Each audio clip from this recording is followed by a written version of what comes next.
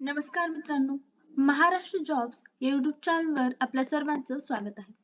तर या व्हिडिओमध्ये आपण जाणून घेणार आहोत DIIT पुणे येथे निघालेल्या SRF आणि JRF या पदाबद्दलची संपूर्ण माहिती. तर department of applied mathematics of this institute looking for young scientist और engineer for the position of senior research fellow और junior research fellow to work under the DRDO sponsored research project. तर त्या प्रोजेक्टचं इथं नाव दिलेलं आहे. तर या प्रोजेक्टवर काम करण्यासाठी ही पोस्ट असणार आहे. Detail eligibility conditions for the selection are given in the table. तर आपण डिटेल एज्युकेशन क्वालिफिकेशन काय असणार आहे ते बघणार आहोत.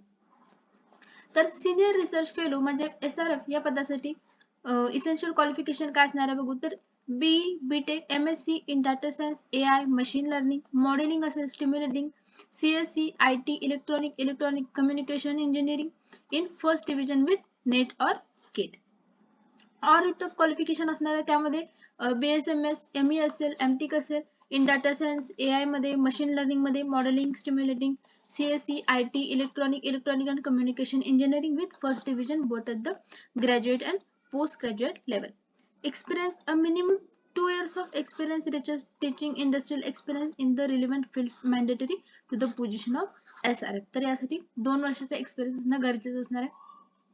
त्याच्यानंतर डिझायरेबल क्वालिफिकेशन इथे दिलेलं आहे. Knowledge of deep learning, data mining, time series analysis, digital signal processing, machine learning, Python programming असेल, थर्मल इमेज प्रोसेसिंग आणि डीप लर्निंग यापैकी कोणता जर आपल्याला नॉलेज असेल तर आपल्याला तिथं प्रेफरन्स हा दिला जाईल.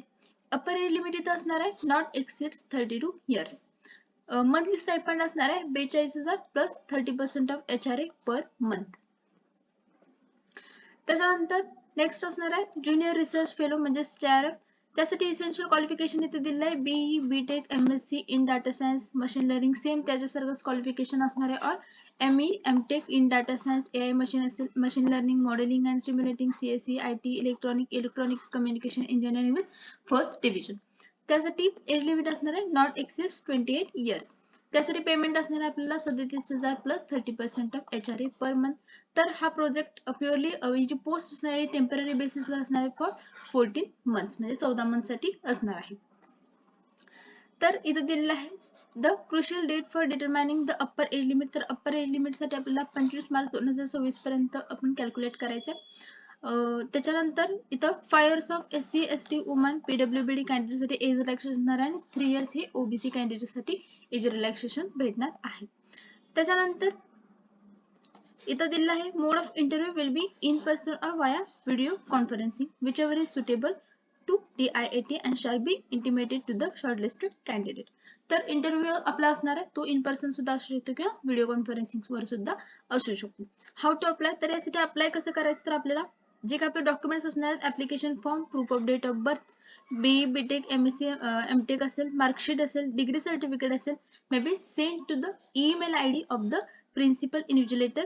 इथे दिलं आहे योगेश्वर सिंग @diitac.in या आपल्याला ईमेल ID वर मेल करायचे in PDF form as a single file with the subject title. तिथं लिहायचं आपल्याला टायटल द्यायचं की ऍप्लिकेशन फॉर SRF और JRF ऑन बिफोर आपल्याला 25 मार्च 2026 आधी अशापर्यंत आपला मेल त्यांना करायचा आहे. त्याच्यानंतर based on the suitable for the project the applicant will be called for the interview. तर जसे सुटेबिलिटी असेल आपलं जे काही एज्युकेशन क्वालिफिकेशन असेल त्यानुसार आपल्याला शॉर्टलिस्टेड केलं जाईल आणि इंटरव्ह्यूसाठी आपल्याला कळवलं जाईल. Candidate must bring their original application form with all necessary education and other supporting documents, project reports or publication, etc. along with one set of self-attested photocopies of each at the time of interview. तर इंटरव्ह्यूला जाताना आपल्याला काय काय न्यायचं तर सगळे जे काही ओरिजिनल डॉक्युमेंट्स असणार आहेत एज्युकेशन क्वालिफिकेशन असतील त्याचबरोबर एक्सपिरियन्स काही असेल किंवा आपले काही रिपोर्ट्स असतील पब्लिकेशन असतील ते त्याचे एक सेट सेल्फ अटेस्टेड कॉपी सुद्धा आपल्याला सोबत घेऊन जायचं आहे. त्याच्यानंतर फेल्युअर ऑफ SRF. जर SRF ची पोस्ट नाही भरली तर JRF साठी रिक्रुटमेंट घेतली जाईल. त्याच्यानंतर हे काही अदर काही बेसिक टर्म्स अँड कंडिशन आहेत त्या बघून घ्या. For further details and clarification please contact doctor Yogeshwar Singh Dadwal, department of applied mathematics. त्याच्यानंतर त्यांचा इथं टेलिफोन नंबर दिलेला आहे प्लस इथं मोबाईल नंबर सुद्धा इथं दिलेला आहे. तुम्हाला याबाबत कोणतीही जर काही शंका असेल तर तुम्ही इथं कॉन्टॅक्ट करून तो विचारू शकता. तर इथं आपण बघू शकता इथं अप्लाय कसं करायचं ते पुन्हा एकदा आपण बघू. तर आपल्याला जो काही ऍप्लिकेशन फॉर्म असणार आहे तो म्हणजे जे काही ऍप्लिकेशन असणार आहे ते ईमेलद्वारे करायचं आहे. तर जे काही आपले डॉक्युमेंट्स असणार आहेत, ऍप्लिकेशन फॉर्म असणार आहे, त्याचे एक सिंगल पीडीएफ बनवायचं आहे आणि ते पीडीएफ असणार आहे ते त्यांच्या या ईमेल आयडी वर मेल करायचं आहे. कधीपर्यंत 25 मार्च 2026च्या आधीपर्यंत आपल्याला ते मेल करायचं असणार आहे. तर ही होती याबद्दलची संपूर्ण माहिती. तर तुम्हाला ही माहिती आवडली असेल तर आपल्या व्हिडिओला लाईक करा आणि अशाच नवीन अपडेटसाठी आपल्या चॅनलला सबस्क्राईब करा. थँक्यू.